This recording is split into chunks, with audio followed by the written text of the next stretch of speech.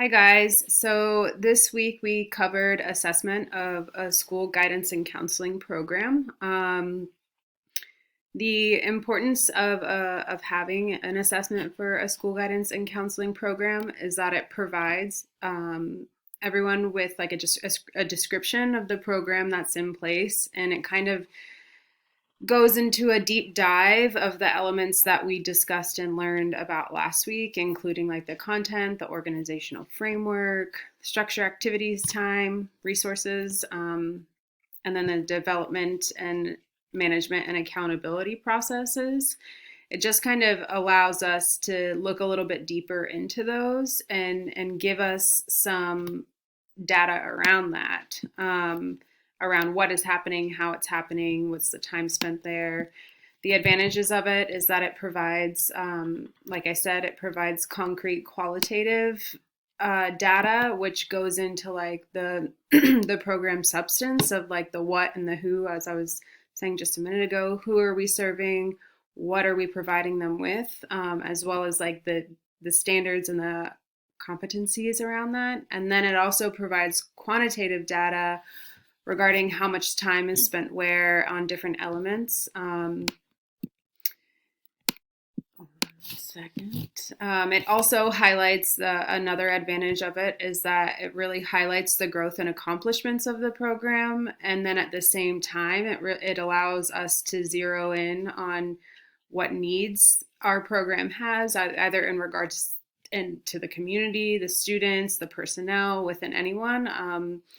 Or the resources, any sorts of needs like that, and then gaps. So areas where we're seeing some deficits.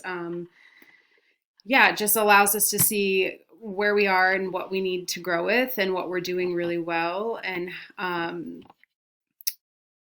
make plans from that, like decide what we're going to do with that information and how we can close those gaps and meet those needs in the program. The implications, I think, without having an assessment, we wouldn't know where the program stands and like I said, like where the gaps are or what we're doing well. I think that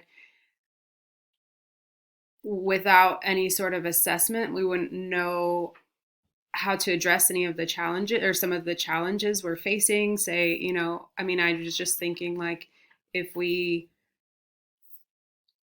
aren't delivering, I don't know if like the students aren't meeting the standards that that we're supposed to be teaching, like we're not teaching this information because we're responding to or we're providing responsive services all the time. I just think it'll really highlight that information and guide us on where we need to go and how to address the problems that we're facing or the challenges we're facing within the program. I think the pitfalls, the hard thing I would think one of the more challenging things to complete one of these assessments of the program is there are a couple things. The amount of time it takes, I think this book said 6 months to a year for the entire evaluation. And then the second thing that I really think is maintaining those work groups and the people that you need to support you and help you collect or analyze that data. Doing that takes a lot of time, and it can be a little bit tedious. And having members of staff such as teachers and admin, everyone has so much pressure and stuff on them that asking them to participate in doing this could be a challenge. Not that there would maybe a pushback, or I don't know, I would find that to be